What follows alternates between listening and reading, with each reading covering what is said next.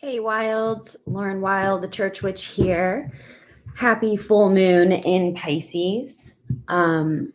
Today is Monday, the 31st of August, and honestly, it is a lot of the energy that we're going to really experience is a lot of the pinnacle of it is kind of today and tomorrow. And so let me grab my calendar really fast. I'll show you. So, I can get it. Meant to grab that. So this, a lot of people ask me what calendar I use. I use a lot of different calendars, but this is the one, this is the witch's calendar that I have on my wall, and I love it because it has like all of these different rituals and it tells you about the changing season stuff, but that's not what this is about. That's just totally moon in Pisces, right? Moon in Pisces is like squirrel. And I have felt like that's so hardcore today. It has been so hard to get out of fantasy world and like be present. And that's a large part of what this full moon cycle is about. So I'll get to that here in just a second. But essentially, so our full moon is like on Wednesday, but it's at 1:22 a.m. for those of us in Eastern Standard Time. So today is like that dark moon energy where we are like letting go of all the final pieces and coming to an illumination from the last full moon, which was in Aquarius. Okay. And so now we're moving into Pisces, and Pisces and Aquarius are quite different. Aquarius is the inventor and the humanitarian and the pusher of progress and knowledge, right? It's mantras I know. Well, Pisces is, it's mantras I believe. And Pisces is all about hope and healing and, you know, slowly like merging into things, right? So Pisces is the water of water. And its ruler is Neptune, which is the ocean. And so, you know, it's very, it's like timeless, right? There's not really a construct of time in Pisces' natural way. But the problem here is that we have so much Saturn and a T-square to Mars that it makes all of that lovely, like joyful energy just feel very compressed and structured and anxious, and it kind of takes away from like the like luminary or the joy. Hey Ash, of like what Pisces is all about, which is just like going with the flow. And every Pisces I know is just like in la la land, and they're on their own time schedule. And unfortunately, Saturn and Mars are going to ruin the show and make us focus on responsibility and human things. Pisces is also like really well known for nap taking, just fantasy, like just like being somewhere else. And I am there, y'all. I typically get hit with the transits a couple days before, so that I know what is coming through the pipe. But I just feel it, and I'm just like, oh, I just want to nap. I just like want to watch TV and chill. I don't want to do anything. That could also be coming down from having my kids last week, and it was back to school. But it's also that like Pisces portal of just like fluid and like being just driven to do things that are not quite necessary, like art and music, right? Which I really want to spend time doing. And I find myself like trying to open new ways of doing that in my world. Pisces is also very childlike. And so it has this ability to connect with children on a really powerful way. So all of that being said, Pisces in its natural state is beautiful. Like it is art, it's music, it's spirituality, it is oneness with spirit. And it's ruled by Neptune, who's the great dissolver. And Neptune is the mystic. So it's very like psychic and sensitive and dreamy. And you might have like some new psychic insights wake up during this period of time too. Dreams, you know, and Bill Plotkin always says that like the dreams and the mysticism and the symbols, like that's how the soul awakens. And so that's how we've always been awoken, is through those symbols. And so seeing if you can allow yourself to kind of deepen into that. It's also really powerful for meditation, shamanic trance work. The only thing about the shamanic trance work, things like that, is that it might be really hard for you to ground during this time, because Pisces is just water. And so Pisces has a hard time with boundaries and with limitations. And Pisces is, you know, in its lower expression, the escape artist, right? It doesn't want to be here. It can turn to drugs and alcohol or other, you know, like coping mechanisms, like how can I escape my reality? It can also become the victim or the martyr. And so a couple of the tarot cards for Pisces are the Moon card and then the Hangman, okay? And so the Moon card is about like the subconscious, like coming up. It's about going through a period of time where you feel like you're in a dark place, but you just have to keep walking towards the light. And, you know, in the Thoth deck, which is what I was really steeped in early in, is that there is like what looks like there's like two pieces. One's, you know what, I'll grab it. Hold on. I'll grab it.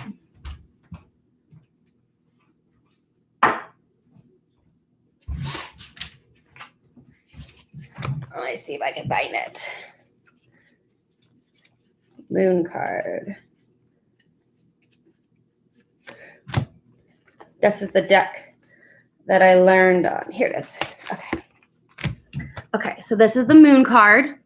Okay, so here's the top level, right? And like you have to walk through this like gauntlet towards the light. And in the dark, these things look like almost like these dark demons or entities. But once you get into the light, you realize they're just mountains in the past, right? And so Aleister Crowley like had this belief that, you know, the moon is, and you can also see the symbol of Mercury over here. It's all about communication with deeper realms. It's about understanding that what you're looking for is not going to be in the light, but in the darkness. And so this is about reaching deeper in, because what comes with that is healing. And so this is all about healing these deeper parts of our subconscious and allowing our dreams, our subtle awarenesses, somatic awarenesses, emotions to kind of like lead us to where we're going. Okay. Now, let's get into some of the aspects, because it's important to understand. Everyone's like, yay, a Pisces full moon. But the thing is that the Pisces full moon has so much Mars and Saturn influence that it just feels harsh, right? Like some people might not feel this. I know I feel this, but it's in a T-square, okay? And so I'll take some of the notes that I did from my full moon ritual for the Wild Hearts Coven. If you really want to understand this moon, if you join my Wild Hearts Coven at the $33 tier, you can go back and you can watch that, and it has a lot more information. But essentially, a T-square means that there is going to be these aspects of Mars is at the center of it. 27 degrees of Mars, okay, is in a square, which is 90-degree angle. It's a challenging aspect.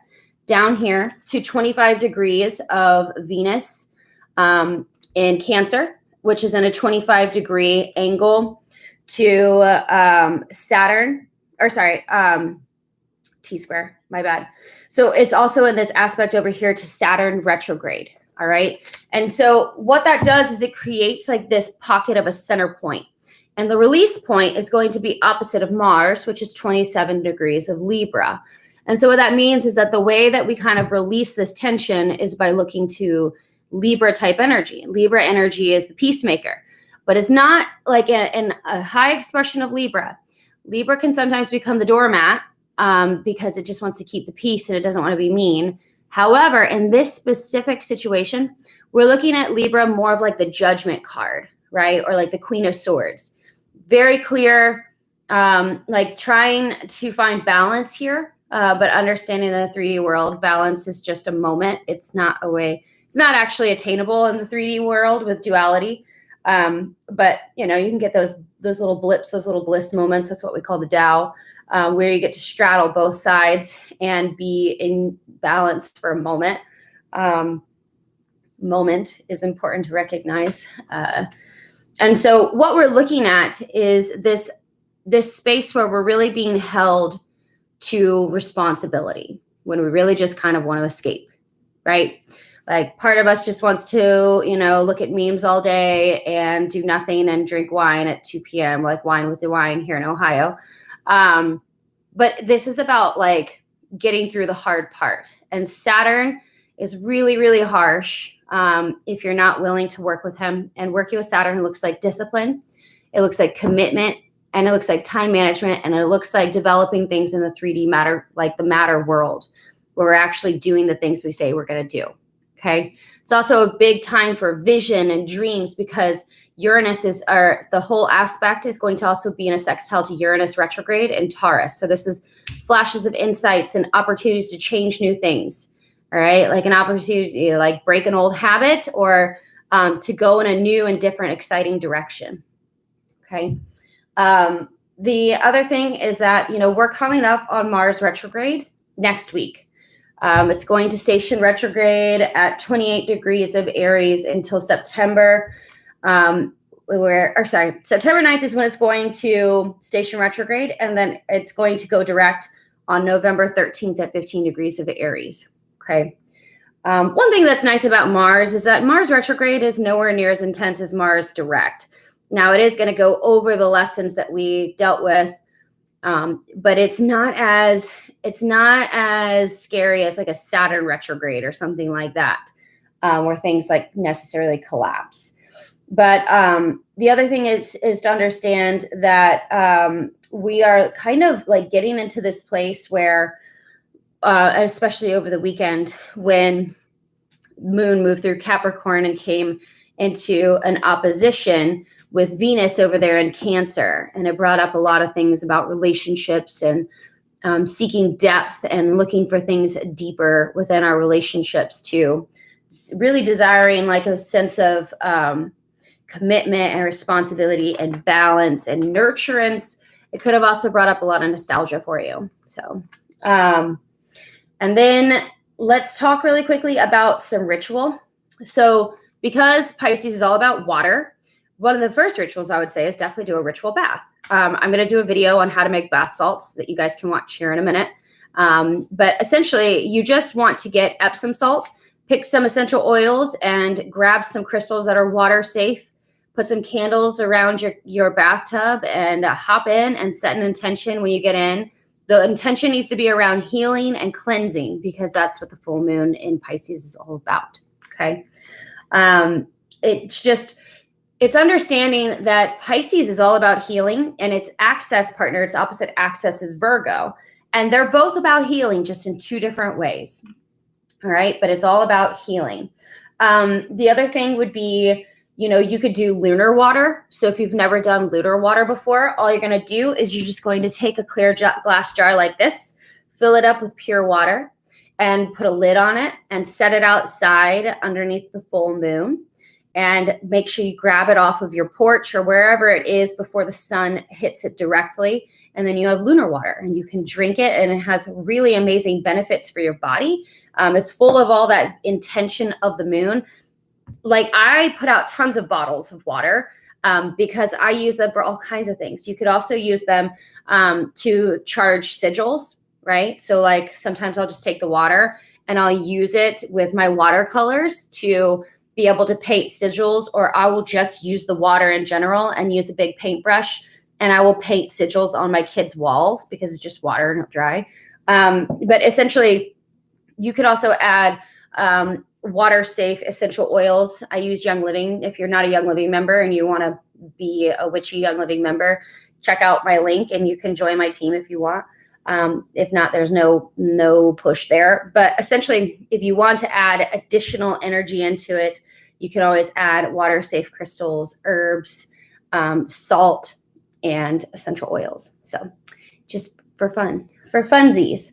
And then, the other thing I would say is that this one is all about healing. So kind of look back to September of last year and think about what was going on for you September of last year.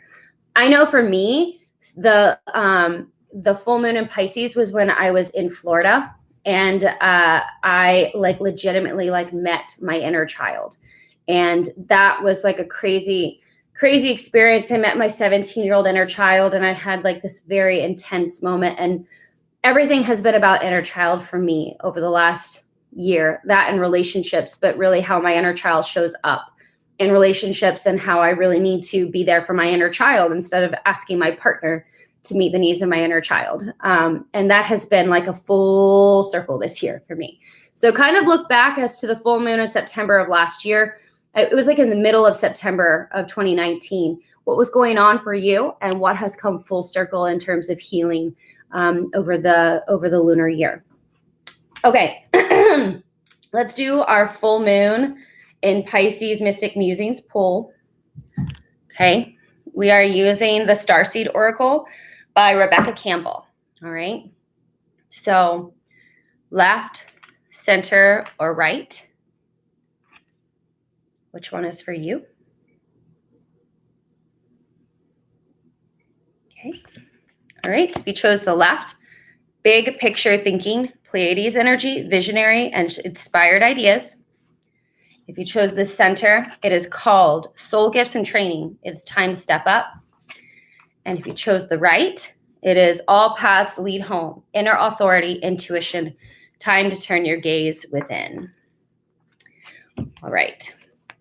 So for our big picture thinking, the Pleiadians are our cosmic cousins. They're here to remind us that it's never too late to learn new things and change the future. You're being called to be a visionary for the planet. Take a breath, shake off what you've been taught about the world, and hold a new vision for humanity. You're likely a big picture thinker, here to generate ideas for the future, here to birth a new age and dream a new world into being. The future will be woven by dream makers like you. It's so Pisces, I can hardly stand it. By those with enough courage to question the way things have been and envision new possibilities for the planet. The world needs more artists, more dreamers, inventors, and visionary thinkers. Perhaps you've had an idea recently that you're being called to usher in. If so, this card is your confirmation that it's divinely guided. The Pleiadians support us in this important stage of Earth's development. They want us to know that the decisions we make today will affect the well-being of our planet and all of its species. They're calling on you to be the leader of the future, to hold clear vision of what is possible, to trust that vision and follow it with daily action, to dream a new world into being, to hold your mind open and try not to worry about what others think. For it takes great courage to pave a new path, to trust the vision before it's even reality.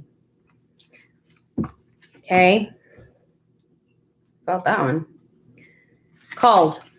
You chose the center. All right. You came to Earth with a double mission, to grow as a soul and to bring about a shift in consciousness. The best way to fulfill these personal and collective purposes is to trust what is your soul calling you toward, for it's encoded with the most direct path forward. Your soul has many unique gifts that it came here to share. Some of you may already be aware of them. Others you're just beginning to uncover. You're being called to remember that your soul intelligently chose the perfect conditions to carry out your soul's mission and to share your soul's gifts. You're being called towards a creative project, a passion, or an adventure. This card is your confirmation that you're facing the right way and that this moment right here is destined. If you feel like you're underprepared or thinking, who am I to do that? This card is guiding you to step up and to leap. And consider that possibly your soul has been training for this moment right here for lifetimes. Okay. Last one to the right. All paths lead home. It is normal to look to the external world for answers and guidance. What's revolutionary is turning your gaze inward. You're being called to source your guidance from within now, to study the terrain of your own inner landscape, to develop a reliable relationship with your soul. The more time you spend connecting with your soul, the deeper the connection will become. The challenge for empaths is staying connected without cutting off from the world. The best way to do this is to develop a daily practice that helps you to keep checking in, to draw on the wisdom within and let that be the authority in your life. If this card appears, you may be called to develop or switch up your spiritual practice, to get in the habit of turning your gaze within, getting centered for the day before consuming anything from the outside world, to start feeling of homeness, and throughout the day to find simple ways to keep coming home. This doesn't mean switching off from the realities of today's world. We need as many conscious people as possible living with their eyes wide open. Rather, it's a call to start your day from a place of connectedness, grace, and devotion. So when you go out into the world and when you let the world in, you do it from an unshakable state of being, a state where you draw your strength, authority, and guidance from a place deep, deep within. Wow. Those are all really, really good. Okay, so essentially what we're looking at this week is a lot of Mars and Saturn energy, plus Pisces, okay? That means that we're going to have to harness the vision into responsibility and discipline, time management, and that means it's called, like, if I could put it together like in a certain way, it would be to concretize the dream, okay? Walt Disney had a lot of Pisces and Capricorn placements, so dream plus earth equals form, right? And so we're really, really, really getting to this place where we have to believe again, right? Like, that's how the Pisces energy has hit me so far, is feeling this sense of like needing to believe in something again. Like, life has just been so harsh with 2020. Like, all of everything is just like all the things falling. And the Pisces new moon, if we can look at it right, is an opportunity to envision something new and to experience healing, right? So my number one suggestion today is sit down and, journal about what has come up in your world. And like, what have you noticed that you really value after everything that's changed? Like, what do you still want? And what do you still long for? Okay. Also, talk to your dream maker. If you do not have mugwort, you can get dried mugwort at your local herb shop, most likely. And you can take a sachet of that and put it under your pillow and ask the dream maker, your own dream maker. So before you go to bed, you literally are like, dream maker, I'm ready to dream tonight. Please allow me to see blah, blah, blah, blah, blah. Or you can ask questions and ask them to reveal. So here's the thing about working with the dream maker, though.